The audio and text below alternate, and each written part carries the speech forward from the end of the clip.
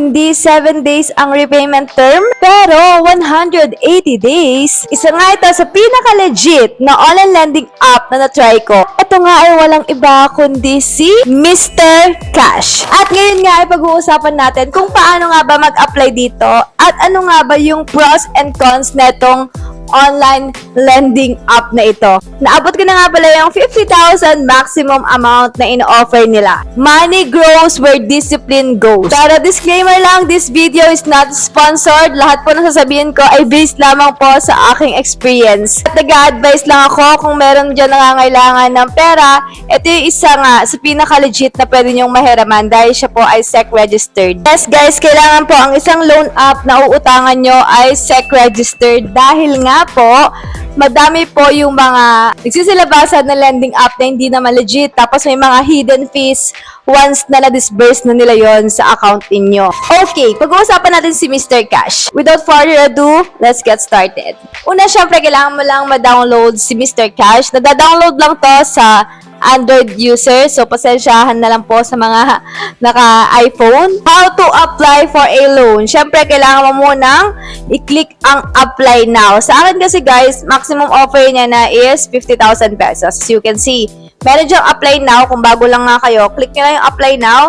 Step 2. So, kailangan mo lang ilagay yung basic information mo. So, ano-ano ba yung mga nilalagay sa basic information? First name, last name, middle name, education, anong trabaho mo, magkano yung salary mo. Ito po yung usually na nilalagay. Step 3. Dito na nga papasok yung loan amount na ino-offer nila sa iyo. So, sa akin kasi noon, guys, nung nagsisimula pa lang ako kay Mr. Cash, natandaan ko, 1.5 yung kanyang unang pinahiram sa akin. At yung loan term ko noon is 18 days pag first time user. So, huwag kayo mag-expect agad na 180 days na yung ibibigay nila sa inyo kapag kabaguhan lang kayo. Pero at least hindi siya 7 days. Pero pagtapos naman na nun, 45 days na yung repayment term mo pag yung sa, kunyari nabayaran mo na yung unang loan mo, after naman nun is 45 days na. Step 4, dito na nga papasok yung facial recognition. So, kailangan mo lang mag-selfie. Dito na nga din papasok yung pipicturean mo yung ID mo, front and back. Step 5, dito na nga i-reviewin ka nila. Pag bago ka pa lang dito, 24 hours yung binibigay nilang assessment bago ka nga ma-approve or ma-reject. Pero pag pangalawang loan mo na, pangatlo, pang-apat, usually 5 minutes na lang. As in 5 minutes. Dahil nga subok ko na si Mr. Cash. Step 6. Once na na-approve ka na, hindi naman agad daw dito. Sabi dito, no?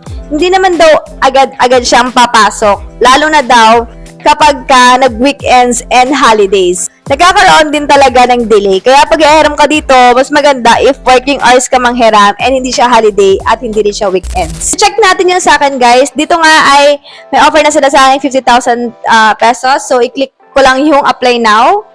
So, meron na kasi akong details dito, ha. Kaya hindi na ako nag-register pa. Pero syempre, hindi natin kukuhanin yung 50,000 na yan dahil di naman natin kailangan yan. Tapos ang heheramin natin, for example, is 20,000 pesos. At titignan natin kung goods ba siya sa inyo or hindi.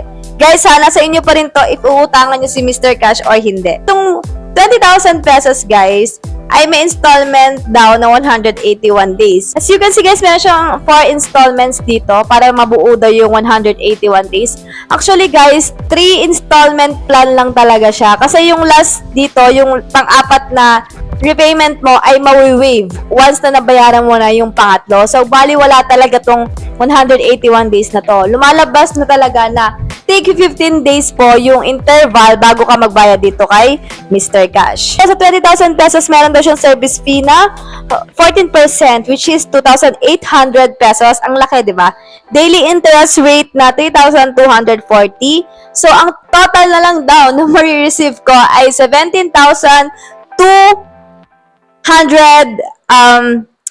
200 pesos. Ang total lahat-lahat ng babayaran ko ay 22,240 pesos. So, eto ha, nakalagay dito, ang repayment ko daw is 7,413 times 3 terms. So, hindi totoo pala yung 180 days. Bali, lumalabas po, nawawala ako. Bali, lumalabas po pala na, ano lang siya, 45 days. Kasi, 15 plus 15, 30 plus 15 is 45 days lang siya. Okay? Teka, hindi ako natatrack ng camera ko. So, ayan, pag kinompute mo nga yan guys, 7,413 times 3 is equals to 22,239 pesos. So, i-wave lang sa'yo, bale, is yung piso kasi ang amount due daw lahat ng babayaran mo ay 22,240 pesos. Madi-disburse na siya doon sa account ninyo. Meron dyan payout method. Nakalagay dyan 5 minutes lang. Literal na 5 minutes lang to pag pangalawa or pangatlo, pang-apat na utang mo na sa kanila. Ganun siya kabilis. So, maaasahan naman talaga si Mr. Cash. Yun nga lang, nasa inyo na to ha, malaki yung kanyang interest rate. At pag-uusapan na nga natin dito yung kanyang pros. Sa pros naman ni Mr. Cash, ang maganda sa kanya, kahit overdue ka pa, na-overdue ka ng ilang araw, pag nabayaran mo na, makakautang ka pa din kaagad-agad. Isa pa sa akin na ganda niya, yun nga, kahit paano maganda na yung 45 days kesa naman sa 7 days. Cons naman ni Mr. Cash, kapag bago yung due date mo, 7 days before your due guys, tatawag sila ng walang humpay. Kahit ano oras yan, mapa-umaga, mapa-late night, yun lang yung medyo hindi maganda sa kanila kasi sobrang kulit. At isa pa, sa pinaka hindi maganda sa kanila, yung pag na-overdue ka, kahit tinext mo na sila na magbabayad ka sa gantong araw, tatawagan pa din talaga nila yung contact reference mo. Kaya make sure lang po na ilalagay mo doon sa information mo, doon sa wait lang, step 2, kung saan mo nga ilalagay yung yung information, doon sa contact references mo guys. Tatlo kasi yung hinihingi doon. Make sure lang na i-inform mo sila para hindi sila mabigla pag may tumawag na collection agency sa kanila. Please lang ha. At saka, kilala nyo dapat talaga, tsaka ka-close nyo, maawa naman kayo. And syempre, isa pa sa cons niya, sa lahat naman to ng mga lending app, meron talagang penalty. Yun ang sigurado kapag na-late ka ng pagbabayad. Kaya ang advice ko sa inyo, maghiram lang kayo sa kaya nyong bayaran para maiwasan nyo yung mga penalties and calls. So yun lang guys, kung meron pa kayong gustong ipa-review, just comment down below. At ano-ano nga ba yung mga na-experience nyo dito kay Mr. Cash. Don't forget to hit like, comment, share, and subscribe. Bye guys! God bless!